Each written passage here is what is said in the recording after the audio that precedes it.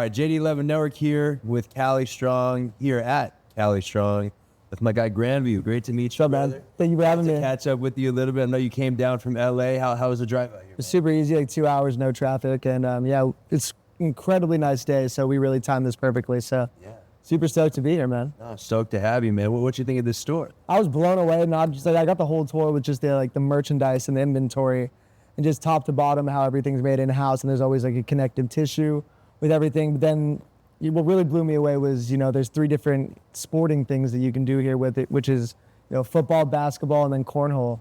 Yeah. And like if you make them on the first try, you actually get merchandise, which is like, to me, I've never seen a store do that. Yeah. So just a massive shout out to such a unique experience being here. No, super dope, super dope. Yeah. I'm really interested in what you got going on, man. And I know in about a week, next Friday, you're dropping a new single called The Autograph. Yeah, shout out my entire team for really helping me piece this together. So I dropped my debut mixtape, Time Is On Our Side, and dropping February 2nd this year. So I took a couple months in between because it was a 14-track mixtape. It was a lot. So this is my first official release post that. The fans have been really nice and they've been really patient. So I'm really excited that they can finally hear this. And kind of the story behind it is after my mixtape, we made 100 CDs of Time Is On Our Side. And then I signed 100 of them. And then I actually, for free, sent them out to all my fans. Yeah. So we actually then received, I wrote like a letter. So they received the CDs. And then when they read the letter, I actually asked them to post a video of them opening the CD or having the CD online. And we made a music video out of it. That's awesome, man. Yeah. How was the process with the music video? It was super sick. So shout out my videographers, V-Star and Bernard. They're incredible. What I did also is I ordered 100 stickers. So that had my name, signature. So it was like name, signature, date. And then we went around LA and we put up the stickers and I signed my name kind of all around different parts of LA to represent the autograph. So we were in Venice, Santa Monica, Manhattan Beach, Hermosa Beach, kind of where I'm from. So yeah, thinking like everything kind of like, connects and is just trying to keep it very focused. When you were creating your autograph, like, was it a tough process? Is it just a scribble? Like, what is your autograph? No, I want to give a big shout out to my DJ and producer, Ionius. He completely took charge of that. He's very talented artistically, so he helped me really craft that. Wow. And then I was just, over and over again, it kind of was just, training it, and now it's a lot better than it was. But shout out, he's here today, DJ and producer Ionius, total credit to him. Yeah. So when you're doing 100 autographs, is it all at once? I mean, are you about to give yourself carpal tunnel? Or how I'll make you guys laugh. So not the carpal tunnel, but it's my first time kind of signing stuff. So like I've just kind of really gotten this like really small, and I call them Team GRANDVIEW. They're the best fan base, I think, at their size, like truly interactive, like on every single way. So I've never really like done my autographs for stuff. So we get the CDs, we sign them all. And I signed the plastic instead of the thing. So then they receive these CDs and they're like, damn, well, I can't open it and listen to the CD because the plastic is still on it. So lesson learned there that when you do sign your autograph, don't sign the plastic, sign the physical thing. You live and you learn. You live and you learn. It's a good lesson to learn. I'm happy that I learned it now when it's only 100 instead of 10,000. Yeah, no, it's going to get to 10,000 very soon. Yeah, thank you. What is your vision, right? I mean, I listened to a lot of your music on the way here. Very talented. You got a good team behind you. So what's the vision, right? I mean, 100 autographs right now. When are you going to be big enough to have 10,000 autographs? Yeah, I think what we're focused on is we had a really great body of work that came out with Time Is On Our Side. And for me, it's like, okay, you can make one thing that a small, it's like not like super small, but like a small community really loves. It's a great launching board. I think if you deliver on 3 things in a row, 3 projects, each one growing a little bit more, I think that's when you truly reach that point where you can truly have a very successful and lucrative career. So I'm on project number 2 right now. So my goal, I'm going to release 6 singles this summer. I really hope that they really gain some traction. We're focused on just kind of saturating the summer, then dropping the project. I always said, hoping November, December. I think by the end of Better With Time, once that full cycle comes out, I'll be able to like really go on a tour. I wouldn't say it's like an arena tour, but I think I'll be able to hit up some great cities. That'd be awesome. And I know that you hit up Sacramento recently. You performed with Devin the Dude. Yeah. He's an OG. I mean, he's been in the game for decades. Yeah. Longer than I've been alive. I mean, that's pretty awesome. And I'm sure. So when you performed there, I know it was sold out. Was a lot of older dudes that were in attendance, or what was the audience looking like? Yeah, no, I would say it's definitely like an older audience. Yeah. But it was just people that loved hip hop. Mm-hmm. And I pride myself on, I'm not like some like lyrical spiritual rapper, but I do focus on the lyrics, but I make songs that I think are interesting as well.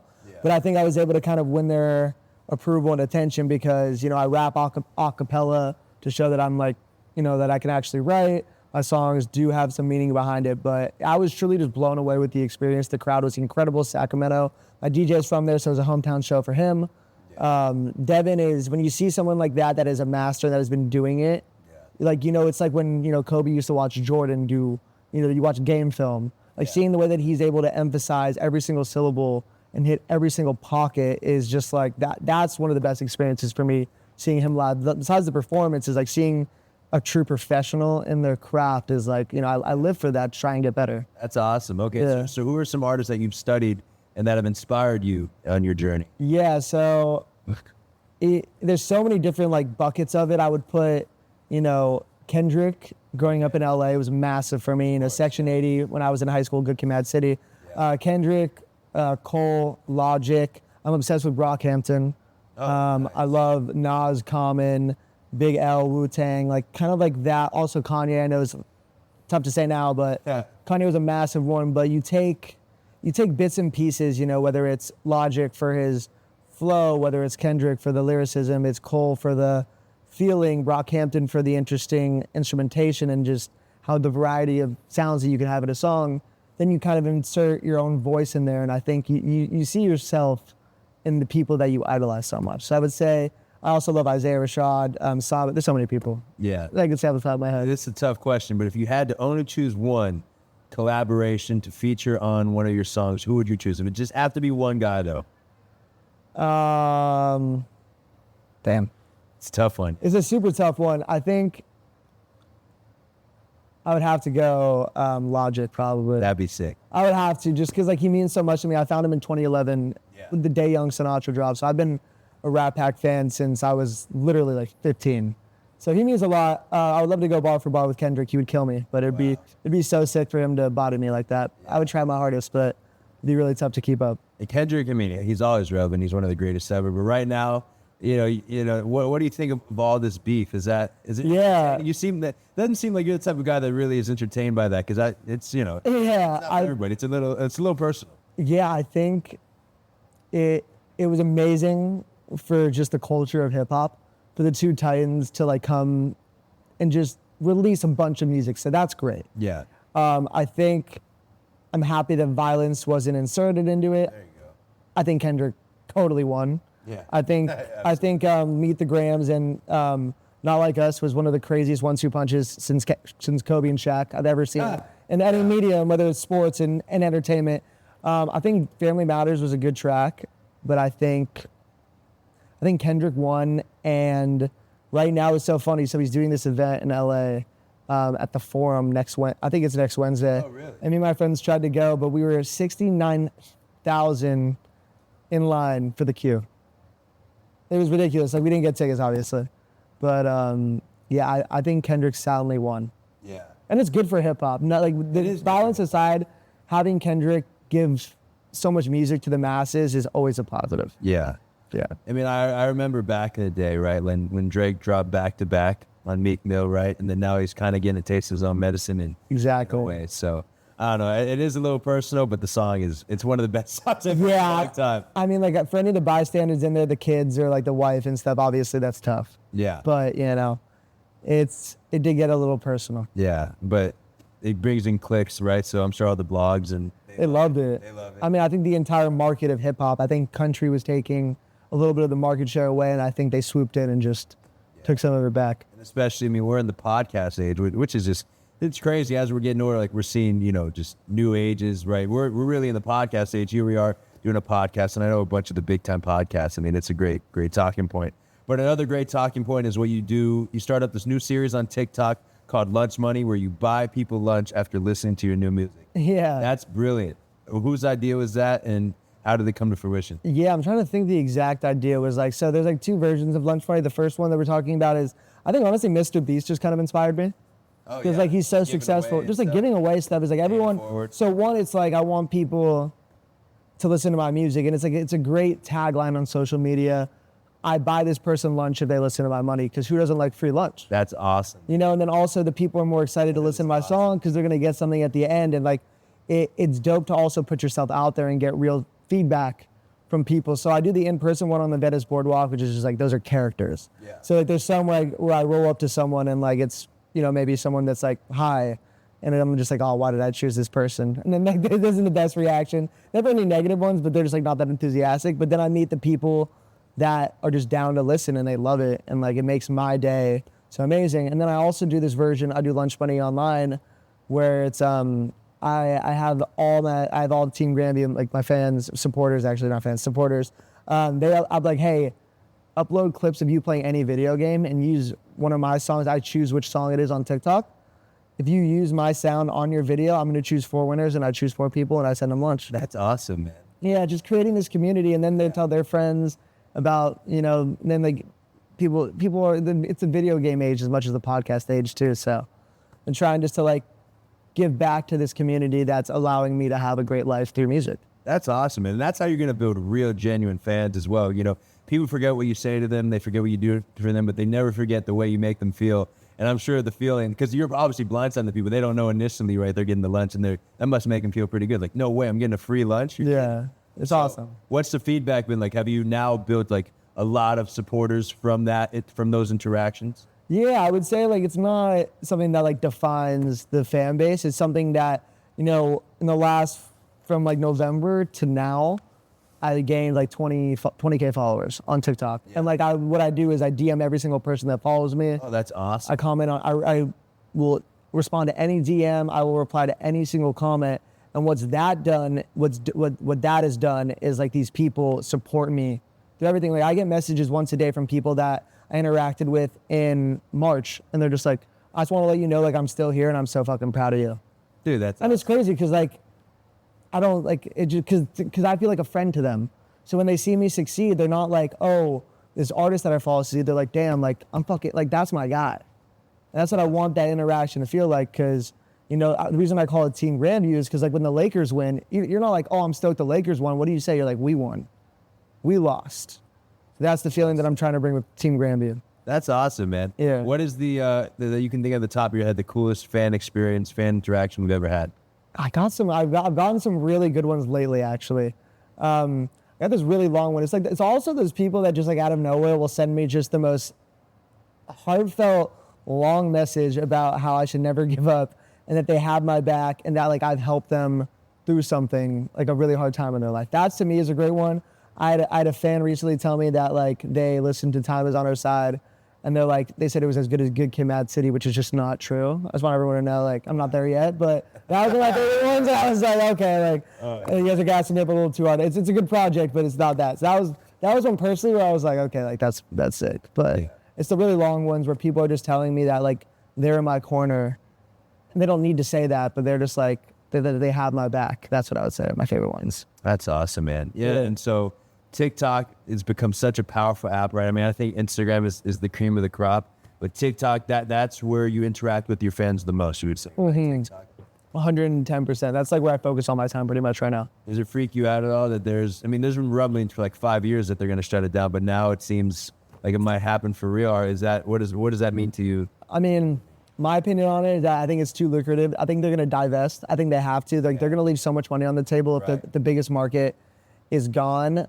But like I could totally be wrong, and I'm gonna utilize the algorithm as much as I can before it's gone, and hopefully that translates to Spotify, and I can just focus on YouTube or something. Yeah. You know? Would you love to see TikTok or any social media really have a feature? Because on TikTok, right, they have that link that goes straight to your Instagram or straight to your YouTube. Would you like to see it go straight to a Spotify or straight to Apple? Yeah, I think. Right?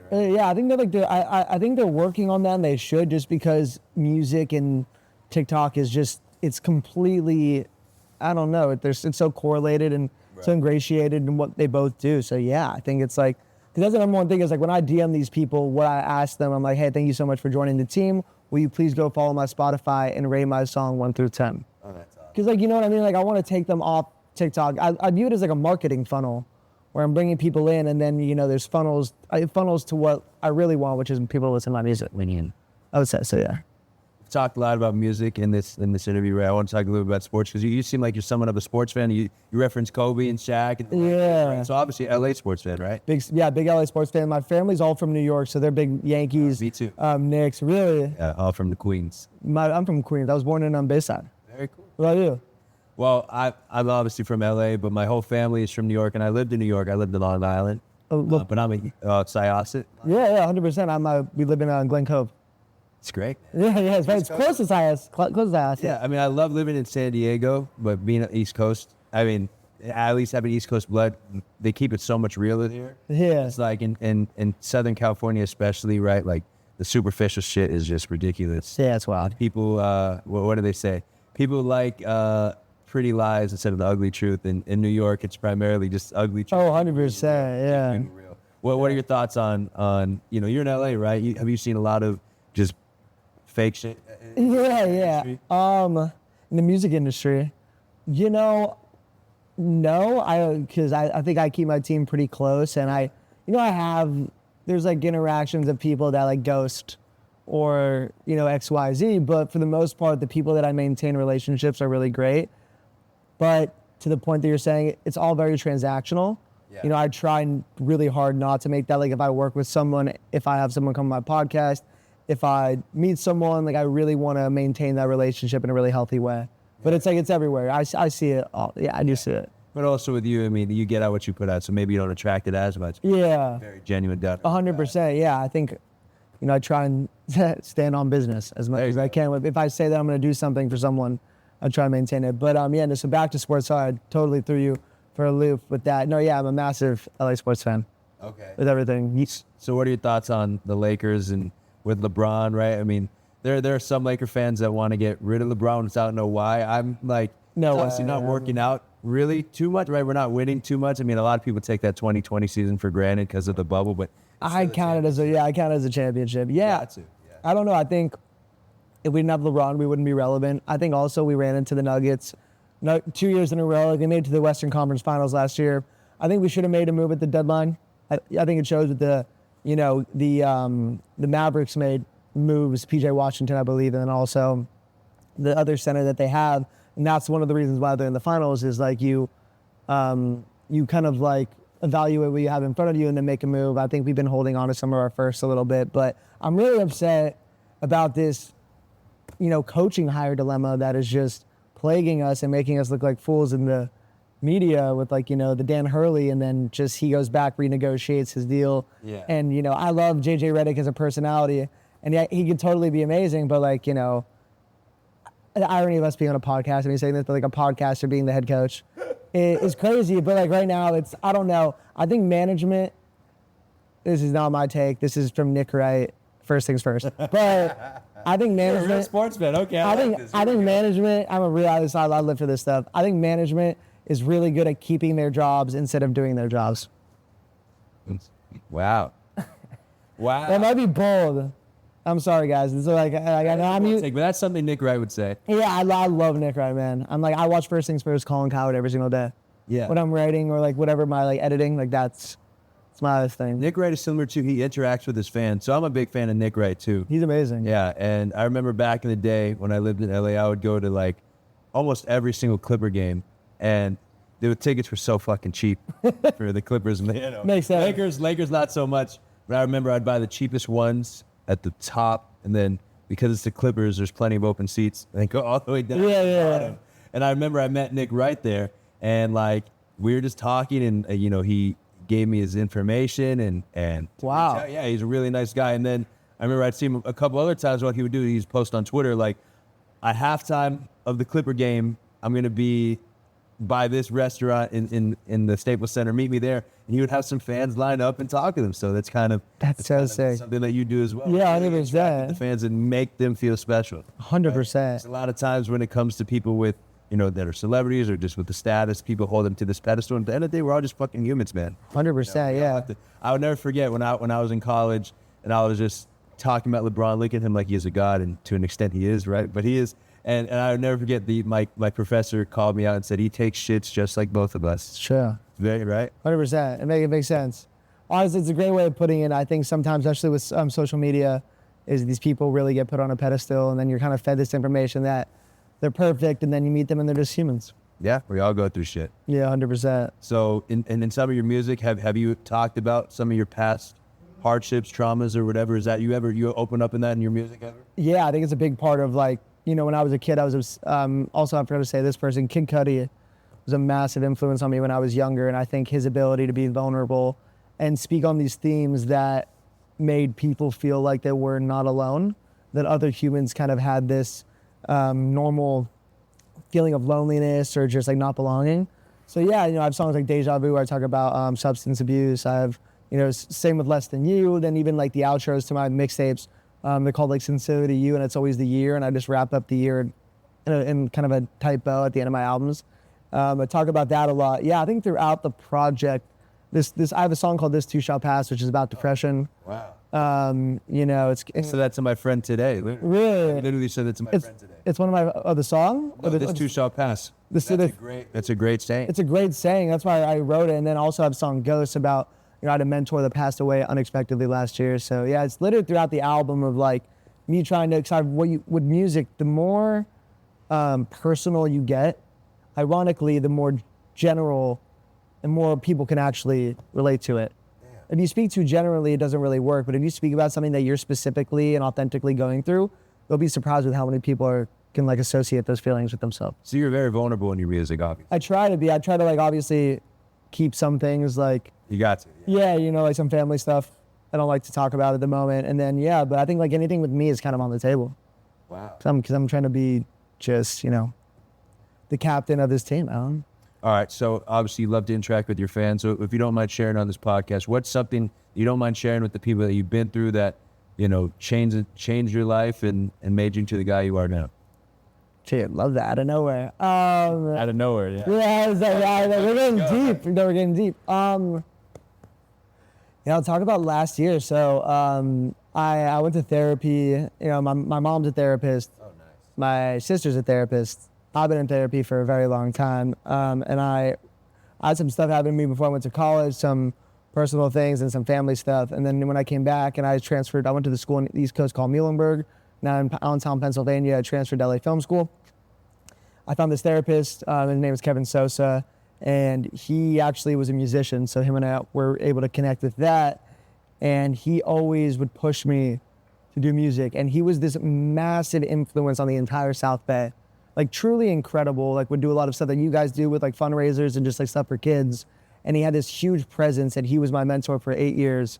And I started making music full time 3 years ago. And he would always, and like, you know, when you do something as non-linear as music or being an entrepreneur, there's going to be, you know, ups and downs, and you're going to have moments of doubt and you're going to have moments of, you know, weakness, and then you're going to want to quit. And he would always steer me. So if I was ever feeling those types of emotions, I could go in there, you know, express how I'm feeling and then go from there. And it was about June last year. And I hadn't seen any traction on TikTok. I'd been posting a lot. And I was like, damn, just kind of like really, really down about everything. And I wanted to quit. And I was like, you know, and I was really close. Oh, wow. Yeah. And I was like, you know, I'm going to go to Kevin and he's going to, you know, tell me to, he's not like a normal therapist. Like he'd be like, shut the fuck up. Like, you're good. You know what I mean? He'd pick me up. And then I got a call from my mom. And the session before we were supposed to actually be together, we had a show in New York. And we were watching one of the games. And I was, you know, sadly, you know, drinking a little bit. And I was like, hey, man, like, can we reschedule? And he was so cool about it. I'm like, hey, can we reschedule? I'm not watching the Laker game right now. He's like, yeah, totally. Like, much love. We'll talk soon. So I missed our last session, and then I got a call from my mom that he passed away. Oh, wow. I'm so sorry. Yeah, no, it's all good. It's a weird feeling because it's like a father almost, you know. I have a father and a stepfather that are incredible. And I look up to both of them so much. But he was like this separate mentor kind of identity. And then when he was gone, I really struggled with it. It was like losing a parent. And then, but I got a new therapist, thank God. And he was just like, I think, you know, in times of tragedy, especially with like a therapist, like what's the one thing that you guys focused on the most? Was it, you know, family issues? Was it drugs? Or was it this? I was like, no, it was actually, he would help me with my music. He's like, so don't you kind of owe it to him to see this through? Wow. So then I was able to write Time Is On Our Side, and I wrote the album, and literally in like September, October of this year, I started getting traction, and worked out. That's beautiful. Yeah, so that's like, you know, R.I.P. to Kevin Sosa. He was incredible. And I owe me really being even a rapper today as GRANDVIEW here to him, like truthfully. So yeah, that's what I would say. Wow. Yeah, that's It's heavy. It's all I have to say. Oh wow. Yeah. So sorry to hear. No, that, it's man. all good. It's a beautiful story now. It is. I mean, what a story. So you had an appointment with him, but you couldn't make it. You rescheduled, and then before you could reschedule, obviously. So, wow. So did you feel any guilt, or what? How did you internalize it? You know, I didn't do the best job with it. I was like angry, you know, because I was like, you know, I was like not like acting out, but like you're kind of like, you left me. There's just a feeling of like you're gone, but obviously a lot of guilt. And like the one thing that would kill me the most, I'm like, is like he's not gonna get to see the seed that he planted bloom. So I felt a lot of guilt about that. Like he's not gonna see, because he believed in me. Like I'd always be leaving, and he'd be like, dude, just don't worry. Like it's gonna happen. Just don't worry. Just don't worry. And that's what we would say, like, it's gonna happen. I'm like, how do you know it's gonna happen? He's like, I just know. And he just, that's the one thing. He's not gonna get to see the man that he created. And like, I owe, you know, a lot of my intellectual, emotional intelligence to him. That's what I would say is the biggest feeling. Do you like, you know, a lot of people say, like, he may not be here in the physical universe, or maybe a spiritual type of realm. Do you believe in that? Do you feel like you feel his energy going through you when you make this music? Do you feel that? Yeah, I think he's definitely like looking out for me. And there's, you know, I think in Lost we romanticize some aspects of our life, and I don't think it's a coincidence that like I thought he was doing things for me upstairs with the blessings that I was getting and the fans that I was getting. Oh wow. I thought that he was kind of maneuvering that, and yeah, so I always feel like he's there with me, and like, you know, there's those thoughts when I'm like feeling something, you know, I think like, what would Kevin say in those situations? So I think that's like the beauty of that mentor kind of relationship with it. You know, I can kind of filter my thoughts through like his reasoning. So yeah, I feel that though. Yeah, like I do believe in energy and just like him looking out. What are some real specific things you learned from him? Like, you know. Yeah, I mean, like the number one thing is like, and this is some game for everyone in a relationship. Yeah, let's put us on game. Yeah, is if you're ever like in an argument or something, or like you're trying to like, not argument, but if you're trying to communicate something, never say the word you. The minute you say the word you, defenses go up. So like, let's say like I'm trying to tell you that what you're saying is making me upset. And I'd be like, hey man, like I would just love like like if someone's communicating with me, if it could just be like really nice. Instead of being like, hey man, like you're talking like you're not being that nice to me right now. It's a different type of interaction. So I think especially my relationships, you know, my past relationships with my girlfriends and stuff is just like never say the word you, because it detracts from what you're trying to communicate. Also is, I'm trying to think of another one that like he really makes me think about. I think it's just like the non-personalization of everyone's actions. You know, because a lot of times I would be like really upset about how someone's interacting with me when it's like, it's not me, it's them. You know, they're projecting their own emotions onto me. Like if I'm moving through life and someone is looking at what I'm doing and they don't approve of me being a rapper, it's not because of me, they're looking through their own filter. So it's like the non-personalization of people's actions, and we're all just kind of like going through our things. But I would say the word you is in the biggest thing when I'm trying to communicate something. Aside from achieving your dreams and succeeding in the music industry, what is the best way you feel like you can honor his legacy? Wow. I think besides music, Besides music, yeah. I think it's just like talking about the power of therapy and being really open about it.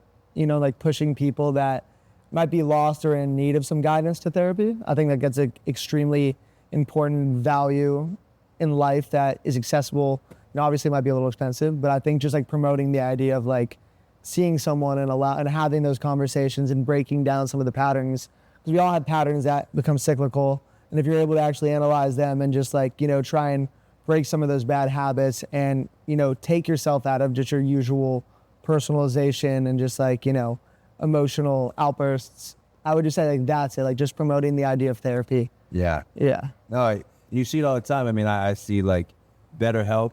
Yeah, you see so many of those ads. Doing big sponsorships with, you know, athletes and stuff. Maybe you can collaborate with them. That's a good idea. Story, man. And, Yeah, thank you. wow. Oh man. I don't know how do I transition, man. You're good, man. You're doing an amazing job, by the way. Thanks, bro. No, you're a great guy, man. I appreciate that. Let's keep this going, man. Okay. Wow, no, he got me with that, man. I've done a lot of interviews. I'm like, actually, here, I'll get into this. I was talking to my buddy Brandon, right? The guy who works here. And he showed me the setup, and he's like, "You ever done this before?" I'm like, "An interview?" I'm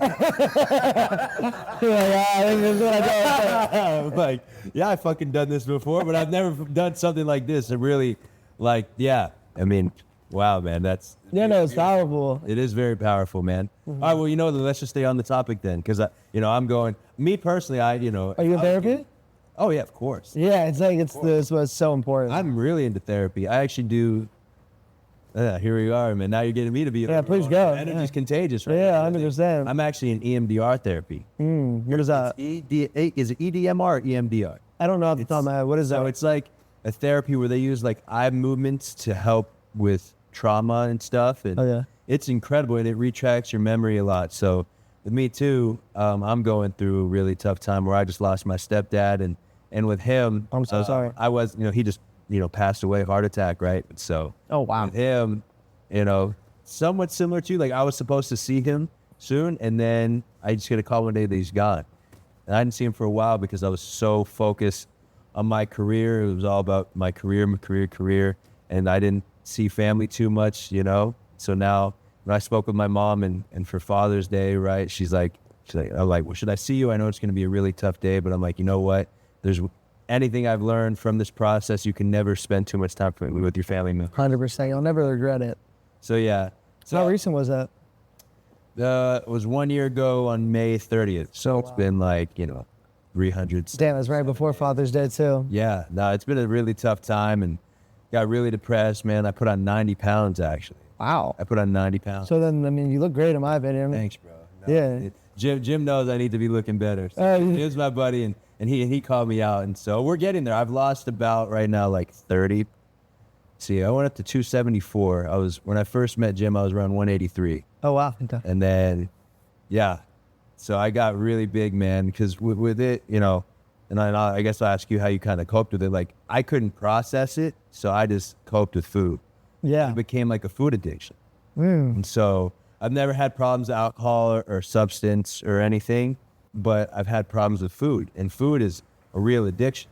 And they have, obviously, they have Alcoholics Anonymous, Narcotics Anonymous, eaters, right? I mean, people know even a little bit about Sex Anonymous, right? But little do you know, there's a thing called Overeaters Anonymous for people that have overeating issues. Yeah. Like, it got to the point where just like, I could not stop fucking eating.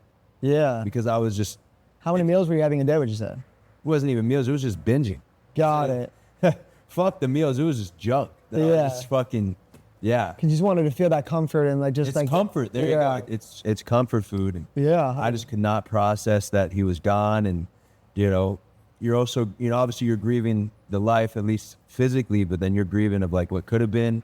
And him and I had like these aspirations to start our own sports agency together. Oh, wow. And so he was a professional soccer player. He played in the MLS. And so really? He was gonna, that was my initial dream, to be a sports agent. Yeah. And Jerry Maguire. Jerry Maguire. Yeah. And then I saw how slimy the business can be, actually, because my grandpa's actually a musician himself. Really? And so he's a great guy, and a lot of people tend to mistake kindness for weakness, and my grandpa's a very kind guy, and kind of got taken advantage of by a agent, and I was like, fuck this, I don't want to be in this career. Yeah. So then I kind of shifted.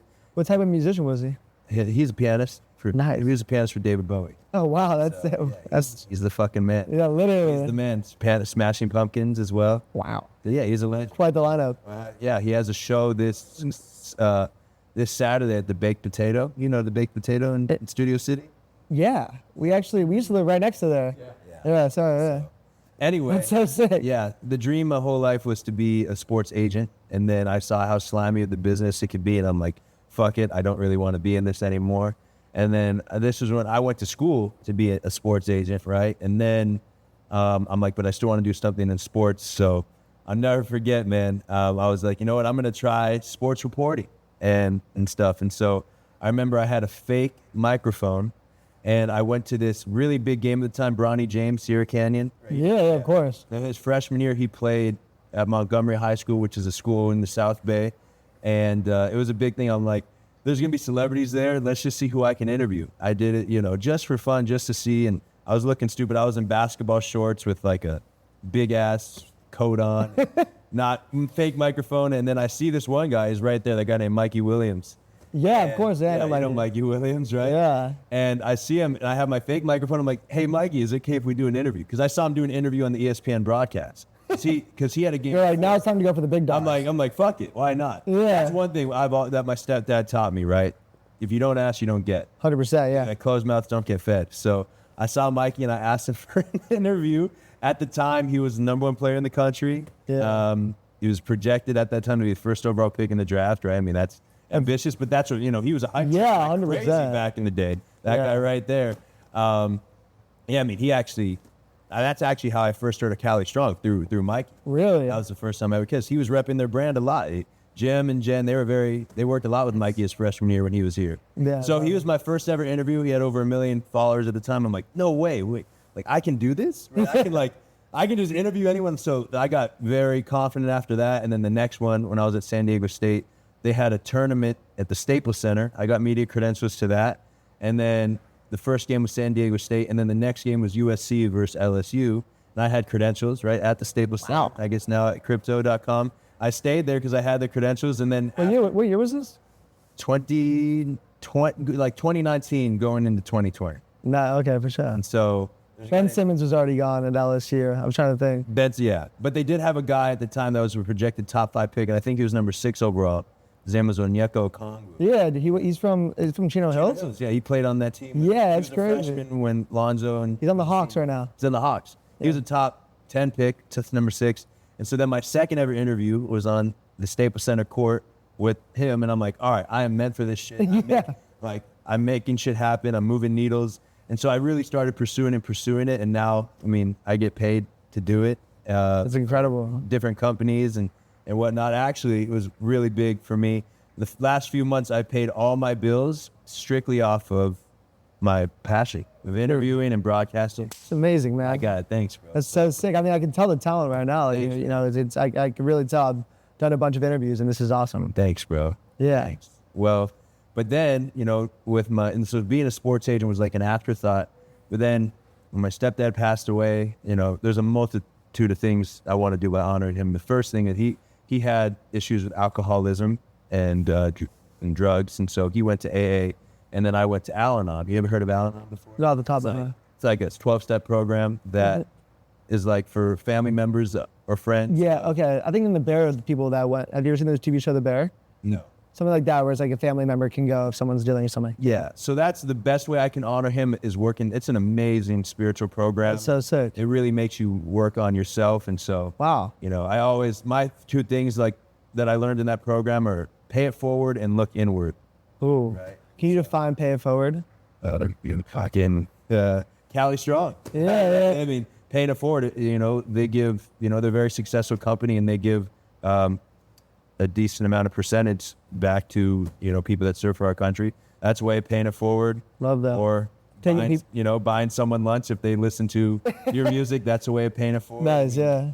So hitting it, which is different good. ways. Just giving back and not expecting anything in return. And in that program, one of the traditions is do something for someone today and don't expect anything in return, and don't tell anybody about it. Yeah, that's tough, because a lot of people want to share their good deed. Yeah, I mean, I guess now I'm talking about it. But right, But I asked you. right. No, but with this, I mean, I can't even tell you the amount of stuff I've done for homeless people, but I've never filmed it, never posted it. Yeah. And you see guys, and you know, I'm not hating on it. At least they're paying it forward in some way, but they have a camera behind it, and they're putting, you know, you see memes about it online of just, you know, cameras in homeless people's faces. Yeah. And, you know, at least they're doing something right, but I'm not looking for the clout or the validation. Yeah. Although validation is great to have. Yeah. Wrong. Of course. But especially for good deed. It is, yeah. So that's paying it forward, but also looking inward, and like I think like everything is my fault no matter what. Like I never play the victim anymore, but I learned that from this program. Yeah.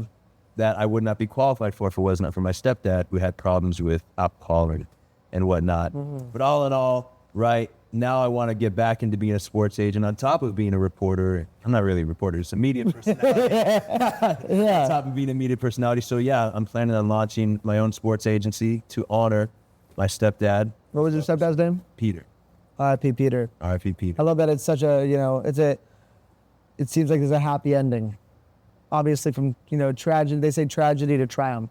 I like that. I've never heard the tragedy of triumph. Yeah. I talk about turning pain into purpose. Makes sense. So I'm going to turn my pain now into purpose to honor him in this way. And I mean, I'm going to build a killer agency. Yeah, 100%. I believe in you, man. It seems like great head on your shoulders, very driven, and definitely a people's person. Thanks, so I feel like that's part of being an agent is connections and relationships and just building authentic, just dialogues with people. Yeah, we'll see how far I can go being an agent with a really strict moral compass, because in that agency, right, it's not all black and white. I'm sure there are a lot of great agents, but there are a lot of slime balls in this industry. Yeah, definitely. Have you ever seen the movie or TV show Ballers? Of course. Yeah, that's like Manuel. Yeah, literally. He actually is the I don't want to say, and does he own the UFC? Someone he bought the UFC. He did, really? Yeah.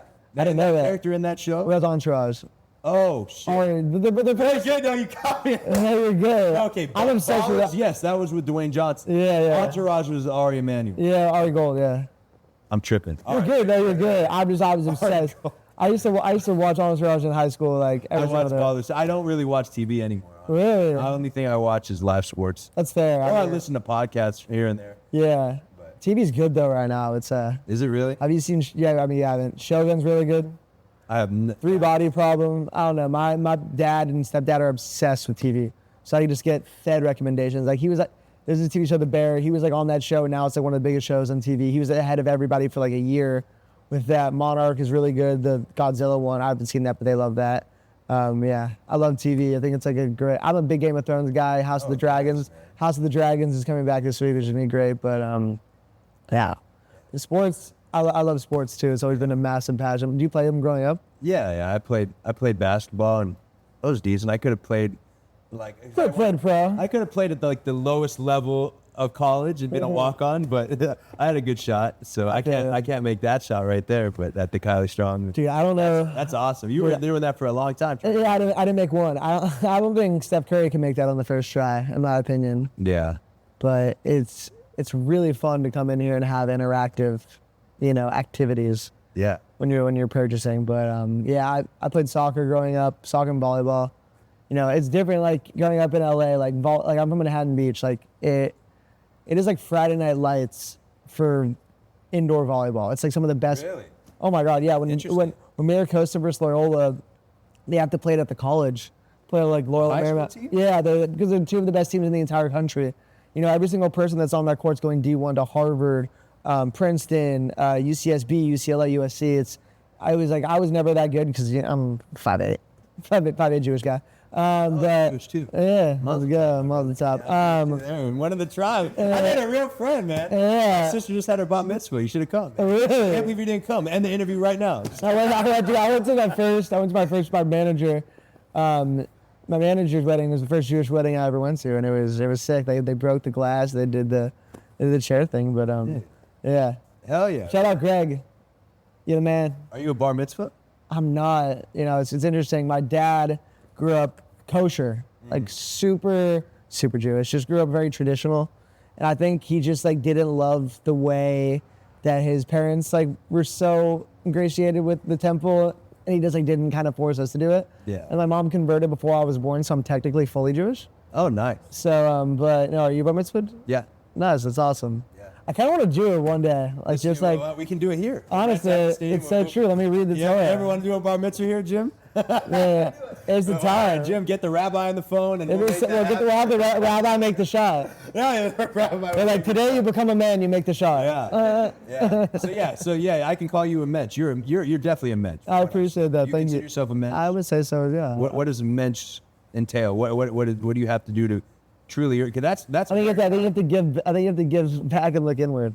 There you go. Those are the two things. There you go. Yeah. I love it. We can go on and on. Before we wrap this up, man, because we went a bunch of different ways. We got very deep. I've never gotten this deep in an interview, but it's just a testament that energy is contagious. Yeah, thank you. And here we are now, me being vulnerable, talking about my fucking food addiction and my stepdad passing away, and and my grandpa getting fucked over.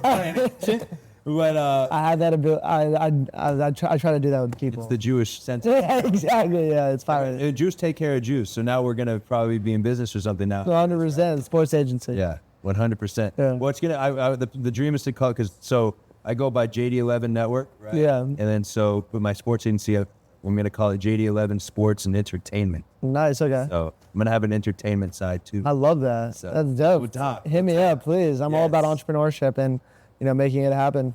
On the interview, right? Obviously, I kind of control how we end it. I wanted you to kind of control what's the segue out of this awesome fucking interview. But you call the shots. I just want to give a big shout out to the entire Cali Strong team. You guys are truly treating me like family, every single one of you. I'm like truly blown away, which is the hospitality and just how authentic and high quality, again, the people, the products, everything are. JD, thank you so much. Yeah, I feel blessed to be able to call this my job and coming down on a Wednesday and meet people that love what they do, care about the people that are around them, and honestly just give back to the community and the world. So like I had an amazing time. Shout out my team, shout out my producer and DJ Ionius, my manager Greg, my publicist Jackie, my videographers B-Star and Bernard, my engineer Eli, and to all of you guys, just the whole team, photographer Kevin. I'm just like, I feel a lot of just abundance of great energy right now. Awesome, man. Well, it was an honor. New single, The Autograph, releasing June 21st. And June 21st. Whenever you want to do an interview, when you go on your promo tours, we'll make it happen. And the next time, I promise you, I'm going to be a lot thinner. No, 100%. I can't wait, man. Journey, man. I told Jim I would. We got some big stuff coming up with Cali Strong. Maybe forward a little media network. And Jim's like, hey, yo, when I drop the mixtape, I'm coming down and I'm gonna see the transformation. It's gonna be big time, man. Yeah. All right, brother. God bless thank you so much, man. JD11 Network with Cali Strong and GRANDVIEW, up and coming artist, man. He's gonna make it big. So.